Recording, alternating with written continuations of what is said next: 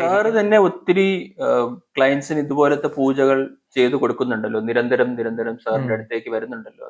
അപ്പം ഈ പറയുന്ന വ്യക്തിക്ക് അഥവാ വേറെ ഒരു സ്ഥലത്തും പോവാൻ പറ്റിയില്ലെങ്കിൽ അത് സാറുമായിട്ട് ബന്ധപ്പെടാൻ കഴിയുമോ?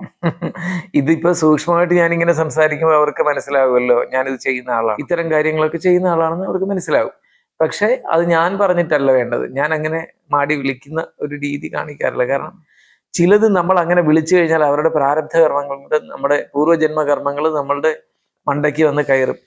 അപ്പൊ അതിനും കൂടി ഞാനായിട്ട് തന്നെ ചെയ്യാൻ യോഗമുള്ളവനാണെങ്കിൽ എൻ്റെ സമീപം എത്തും. ഞാൻ ബോധപൂർവം വിളിച്ചിട്ട് അതെന്റെ ജീവിതം ഉപജീവന മാർഗവും കൂടി എന്നുള്ള നിലയിൽ അതിനെ സ്വീകരിക്കാൻ ശ്രമിക്കുമ്പോൾ അതിന്റെ ആപത്തുകളും കൂടിയായിരിക്കും അതിന്റെ 1000 ഇരട്ടി വന്ന് കയറുന്നത്. പണ്ട് ഇതുകൊണ്ടാണ് ഒരുപാട് ജ്യോത്സ്യന്മാർക്ക് തകർച്ച വന്നതിന്റെ കാരണങ്ങൾ ഒരു പരിധിവരെ ഇതുണ്ട്.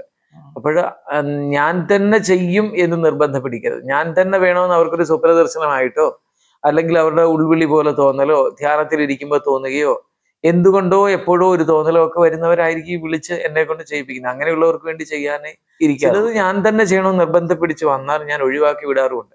അത് പറഞ്ഞപ്പോഴാ ഓർത്ത്, ചിലവര് വിവാഹ മുഹൂർത്തം കുറിക്കാനൊക്കെ വരും. ഇന്ന ദിവസങ്ങളൊക്കെ നല്ലത്, ഇതിൽ ഏതെങ്കിലും നോക്കിയെടുത്തോളൂ, നിങ്ങളുടെ വധുവിന്റെ അല്ലെങ്കിൽ വരന്റെ പാർട്ടികളെ അറിയിച്ചിട്ട് നിങ്ങൾ ഇഷ്ടമുള്ളപ്പം വന്ന് കുറിപ്പിക്കുകയോ ഒക്കെ ചെയ്തോളൂ, അതിനി ഇങ്ങോട്ട് വരണ്ട എന്നും പറഞ്ഞു വിടാറുണ്ട്. കാരണം എന്താ, ആ വിവാഹ മുഹൂർത്തം കുറിക്കുന്നത് ഞാൻ ചെയ്യുന്നത് തെറ്റായിരിക്കും. തെറ്റെന്ന് വെച്ചാൽ മുഹൂർത്തം കുറിക്കാൻ അറിയാൻ വയ്യായിക എന്നല്ല, അതൊരിക്കലും വേണ്ടാത്ത ബന്ധം തമ്മിൽ ചേരാൻ പോവുക, ഇഷ്ടപ്പെട്ട് പരസ്പരം ഇപ്പൊ മിക്കവാറും പെൺകുട്ടികൾ തന്നെ സെലക്ട് ചെയ്ത് ആൺകുട്ടികളുടെ കല്യാണം കൊണ്ടുവരുന്ന ഒരു രീതിയാണ്.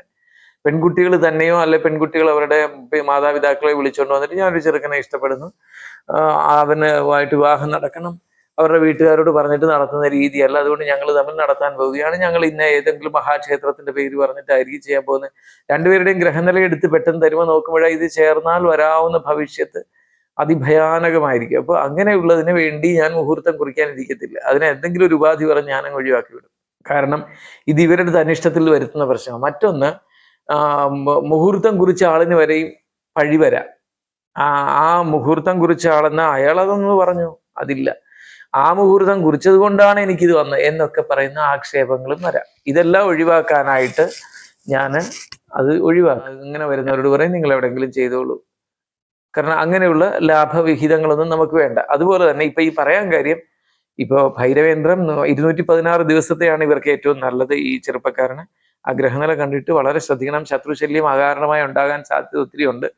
പല വിധത്തിൽ അതിന്റെ ഫലം വളരെ സങ്കീർണമായ ഫലങ്ങൾ ഒത്തിരിയുള്ള ഒരു ജാതകമാണ്.